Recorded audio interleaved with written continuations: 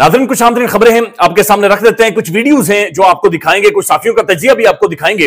लेकिन पाकिस्तानी फौज का, पाक फौज का इमरान खान साहब के हवाले से जवाब आया है, रद्दअमल आया है, और ये डील के हवाले से या बुशरा बीबी के हवाले से वो आपके सामने रख देते हैं। लेकिन सबसे पहले तहरीक इंसाफ के साथ गद्दारी करने वाले और आईनी तरमीम में वोट डालने वाले गद्दार मुबारक ज़ेब के इलाके बाजोड़ में अवाम ने क्या फैसला किया है कि मुबारक ज़ेब इमरान खान साहब के सामने कहां पर स्टैंड करता है। ये बाजोड़ के चंद एक विजुअल्स देख लें।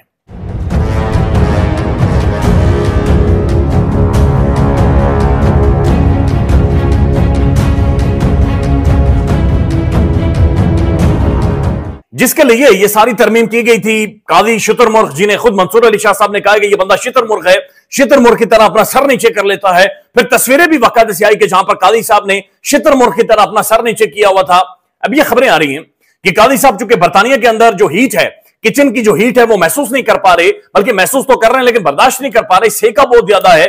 लिहाजा उन्हें काजी साहब को, काजी फाइज शुतुरमुर्ग को शायद स्पेन के अंदर एम्बेसडर पाकिस्तान का लगाया जाएगा। शहबाज गिल साहब को सुन लें। काजी फाइज ईसा साहब को स्पेन के अंदर गालिबन पाकिस्तान का एम्बेसडर लगाने की बातचीत हो रही है। ये गालिबन मैं मोहतात रहने के लिए इस्तेमाल कर रहा हूं। जो मेरा सोर्स है वो बहुत ही तगड़ा है, बहुत ही तगड़ी जगह के ऊपर यह फैसला हो चुका है, क्योंकि काजी साहब को पाकिस्तान में रखा नहीं जा सकता। उनको एक्सटेंशन आर्मी चीफ जो है वो देना नहीं चाहते थे, वो मैं आपको 5 महीने से बता रहा था। तो पाकिस्तान के बाहर उन्हें को ओहदा देना है। उनकी वाइफ जो है उनका तल्लक स्पेन से है, स्पेन का मौसम भी बड़ा अच्छा है, और इसलिए काजी साहब शायद जो है वहां पर स्पेन में पाकिस्तानी एम्बेसडर बनाकर भेजे जाने का यह फैसला हुआ है। ये वो सारी मुरादें हैं, ये वो सारी सहूलियात हैं जो हमेशा से निजाम या शरीफ खानदान देता है। अगर आप शरीफ खानदान के साथ किसी भी तरह का वफादारी करेंगे तो ये at the end of the day आपको नवाजेंगे। लिहाजा ये खबरें मौजूद हैं, लेकिन वहां पर एक पाकिस्तानी मैसिव डायस्पोरा मौजूद है, वो इसे किस तरह से बर्दाश्त करेगा, ये किस तरह से होगा, ये अपने आप में एक क्वेश्चन मार्क है। क्योंकि जो एम्बेसडर होता है जाहिर है वो वहां की अवाम से मिलता है, अपने लोगों से जाकर मिलता है। लेकिन काजी साहब तो चाय का घूंट इनके साथ मिलकर नहीं पी सकते, काजी साहब तो इनको फेस नहीं कर सकते। काजी साहब तो अगर उन्हें मेरी जैसे चमड़ी वाला को ब्राउन बंदा भी नजर आ जाए तो काजी साहब खिसक जाते हैं, वहां से खिसक जाते हैं। लिहाजा काजी साहब के लिए शदीद मुश्किलात होंगी। अब मामला है इमरान खान के गिर्द। इमरान खान जेल के अंदर खामोश है, और ये जो इमरान खान की खामोशी है ये माना खेज खामोशी है। इस खामोशी के मीनिंग्स हैं, इस खामोशी के मतलब हैं। यह बात समझे कि पाकिस्तान का जितना भी चेस बोर्ड इस वक्त बिछा हुआ है, इस चेस बोर्ड का जो सबसे बड़ा खिलाड़ी है, मायानाज खिलाड़ी है, वो इमरान अहमद खान न्याजी है। खान जो बातचीत करता है, जो भी अहकामात जारी करता है, जो भी कारकुनों से मुखातिब होता है, उसके मीनिंग्स होते हैं। वो एक इमरान खान की पॉलिटिकल सियासी मूव होती है। और अब इमरान खान खामोश है, खामोश है।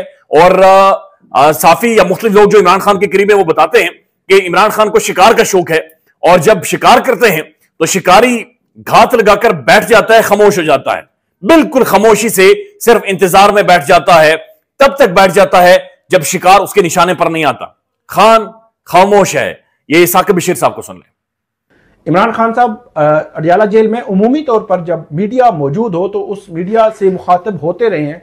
पिछले दिनों उनकी जो मीडिया टॉक है वो नहीं चली, मीडिया पे नहीं चलती रही, लेकिन वो टॉक करते रहे हैं। लेकिन कल और आज उन्होंने मीडिया से कोई इंटरेक्शन नहीं किया। इसके अलावा वो रोस्ट्रम पे जाकर भी बात करते हैं, और रोस्ट्रम पे जाकर अदालत के सामने जो उनके कंप्लेंट्स हों वो अदालत के सामने रखते हैं और रखते रहे हैं। लेकिन कल और आज उनकी जानिब से रोस्ट्रम पे अदालत के सामने जाकर भी कुछ नहीं कहा गया। वो कमरा अदालत में मौजूद रहे 190 मिलियन पाउंड केस में, लेकिन उनकी जानिब से कोई कुछ कहा नहीं गया, खामोशी रही। और उसके बाद अदालत ने इस केस की समाअत पीर तक मुलतवी कर दी, और पीर के लिए अब दोबारा जब वो समाअत होगी। अब चूंकि खान खामोश है तो बाहर तूफान आया पड़ा है, बाहर बिल्कुल रोला पड़ा हुआ है, कोई डील हो गई है। इमरान खान खामोश क्यों है? साफी चीख रहे हैं। शादेब खान दादा का प्रोग्राम जियो टेलीविजन के ऊपर बाकायदा से मैराथन ट्रांसमिशन। इमरान खान खामोश क्यों है? उसकी खामोशी भी तूफान है, और उसका बोलना वैसे ही तूफान लेकर आ जाता है। इमरान खान की खामोशी की वजह से बहुत सारे चीजें हरकत में आई हैं, बहुत सारे साफी हरकत में आए हैं। और ये जियो न्यूज जंग अखबार की आज की खबर है। ये मोहतरम अंसार अब्बासी साहब ने, जिनके बारे में ये कहा जा रहा है कि इस वक्त भी ये भी उसी फहरिस्त में शामिल है, जो कि गैर अलानिया तर्जुमान बने हुए हैं पाकिस्तानी एस्टेब्लिशमेंट के। इन्होंने बाकायदे से खबर दी है, और ये जंग अखबार में आज छपी है कि पाकिस्तानी फौज पीटीआई समेत किसी भी सियासी जमात से कोई बात नहीं करेगी। यानी इस बारे में तहरीक इंसाफ ने कुछ नहीं कहा कि बातचीत हो रही है, इस बारे में किसी ने कोई बातचीत नहीं की, बल्कि इमरान खान सिर्फ खामोश हुआ है। इमरान खान सिर्फ चुप हुआ है। उस चुप के ऊपर पूरे थरथरे मची हुई है, और ये कह रहे हैं क्योंकि बातचीत हुई है। तो ये बाकायदे से खबर छपी है, और ये अंसार अब्बासी साहब कहते हैं कि जनाब द न्यूज ने जब पीटीआई और मिलिट्री एस्टेब्लिशमेंट के दरमियान मुमकिन डील के हवाले से जारी कयास आराइयों से मुतालिक सवाल किया तो एक जरिए ने नाम जाहिर ना करने की शर्त पर बताया कि पाक फौज ऐसे किसी भी मामले में अपना किरदार अदा नहीं कर रही या किसी कोई लेना देना नहीं है। जराए ने कहा है कि ऐसे मामलात पर बात करना सियासी जमातों का काम है। पाक फौज ने रवां साल मई में डीजीआईएसपीआर लेफ्टिनेंट जनरल अहमद शरीफ साहब की प्रेस कॉन्फ्रेंस में अपनी पोजीशन वाजे कर दी थी। तो यह खबर बकायदे से दी गई कि इजराइल ने याद दहानी करवाई कि जब डीजीआईएसपीआर से मई में किसी डील के इम्कान के मुतालिक सवाल पूछा गया तो फौजी तर्जुमान ने इस बात का इयादा किया था कि फौज का कोई सियासी किरदार नहीं है। तो यह बात एक दफा फिर बकायदा से वाजे कर दी गई है और अंसारा भाई साहब की खबर के मुताबिक सीनियर दिफाई इजराइयों से उनकी बातचीत हुई है और उनका यह कहना है कि पाकिस्तानी फौज यानी मिलिट्री एस्टेब्लिशमेंट का इमरान खान के साथ कोई डील, बातचीत या गुफ्तगू ऐसी कोई भी चीज नहीं हुई है। ये खुद पाकिस्तान के टेलीविजन मीडिया शुरू करता है, फिर खुद ही उसे डील का नाम देता है, फिर हुकूमत से सवाल करता है, फिर खुद अपने जरियों से खबरें लेकर आता है और फिर खबरें चलवा देते हैं कोई डील नहीं हुई, कोई बातचीत नहीं हुई, कोई ऐसी डेवलपमेंट नहीं हुई। एक और बड़ा इंटरेस्टिंग इंकशाफ है और ये मोहतरम हारून रशीद साहब ने किया है अपने व्लॉग में, जहां पर वो ये कह रहे हैं कि जब एक बावर्दी शख्स ने इमरान खान को मारने की धमकी दी थी तो खान ने क्या कहा था। हारून रशीद साहब को सुन लें। जनाब परवेज मुशर्रफ ने बात चीज़ों पर इख्तलाफ हुआ और उसकी पार्टी बखेर दी 2002 के इलेक्शन से पहले, मगर वो मायूस नहीं हुआ। उसे इनडायरेक्टली कत्ल की धमकी भी दी गई, लेकिन उसका जवाब उसने ये दिया कि जल्दी करो अगर मुझे कत्ल करना है, तो वरना तो मैं छोड़ूंगा नहीं। एक बावर्दी लेफ्टिनेंट जनरल साहब आए थे। पाकिस्तान के अंदर इस वक्त सुप्रीम कोर्ट को नथ डालने की, रस्सियां डालने की, बड़ियां डालने की कोशिश की जा रही है और इस काम में कादी फाइसा साहब का बड़ा रोल था। यानी कादी साहब के ऊपर आज भी लोग कहते हैं तनकीद ना करें, बल्कि मैं एक क्लिप आपको सुनाता हूं। ये जनाब मोहतरम इज्जत माब मौलाना जमील अजहर साहब हैं। ये मौलाना साहब क्या फरमाते हैं, इस बात को महसूस करें। उन्होंने कहा बेगैरत होगा वो बंदा जो इस चीज को कंडेम करेगा कि जनाब कादी को जो वहां पर बरतानिया में लितर पेड हुई है, उन्होंने कहा इसे जो कंडेम करेगा वो बेगैरत होगा। ये मोहतरम जनाब मौलाना साहब की तकरीर सुन लें। अच्छा, वो मैं कुछ लोगों को देख रहा हूं, वो कहते हैं जी हम मजम्मत करते हैं तो मसल में बेगैरत हो। फिरौन की मजम्मत कोई मोमिन नहीं कर सकता। जिसके हाथ में अल्लाह ने तराजू दिया हो, मीज़ान दिया हो और वो इंसाफ को कहे मैं नहीं करता, अल्लाह की पकड़ में वो जरूर आता है। हसनात मलिक साहब प्रोमिनेंट सुप्रीम कोर्ट के जर्नलिस्ट, प्रोमिनेंट साफी हैं। उनका यह कहना है कि हुकूमत सिर्फ सुप्रीम कोर्ट को कंट्रोल करना चाह रही है, सुप्रीम कोर्ट के जजेस की तादाद, सुप्रीम कोर्ट के मामलात को बढ़ाना चाह रही है, सुप्रीम कोर्ट के अंदर गेम खेल रही है।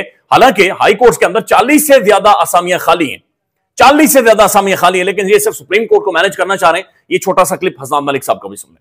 और हुकूमत हर मामले में जो वो हर चीज में सुप्रीम कोर्ट को कंट्रोल करने के लिए ही सारे काम कर रही है। लाहौर हाई कोर्ट में 24 असामियां खाली हैं, वहां क्यों नहीं तवज्जो की जा रही? सिंध हाई कोर्ट में खाली है असामी, पिशावर हाई कोर्ट में तादाद बढ़ाई है, वहां असामियां खाली हैं। 40 से ज्यादा जजेस की असामियां खाली हैं, वहां क्यों नहीं फिल हो रही? सिर्फ सुप्रीम कोर्ट टारगेट क्यों है?